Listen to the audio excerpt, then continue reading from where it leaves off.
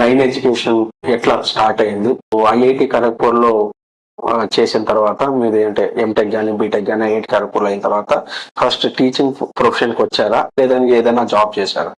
So నేను initial గానే graduate అవ్వంగానే చేసిందే టీచింగ్. నాకు టీచింగ్ మీద తోటి, మ్యాథమెటిక్స్ మీద కంప్లీట్ ప్యాషన్ తోటి నేను టీచింగ్ ఫీల్డ్ తోటే స్టార్ట్ చేశాను నా కెరీర్ ని. స్టార్ట్ చేయడమే ఒక కార్పొరేట్ కాలేజ్ లో నేను మ్యాథమెటిక్స్ టీచర్ గా జాయిన్ అయ్యాను. కాకపోతే అక్కడ జరుగుతున్న పద్ధతులు, మార్గాలు అంటే స్టూడెంట్ సెంట్రిక్ గా నాకు అనిపించలేదు. అదొక మేనేజ్మెంట్ సెంట్రిక్ మోడల్. అంటే ప్రతి డెసిషన్ ఇలా మేనేజ్మెంట్ ని ప్రైమరీగా పెట్టుకుని తీసుకుంటున్న డెసిషన్స్ అని నాకు అనిపించాయి.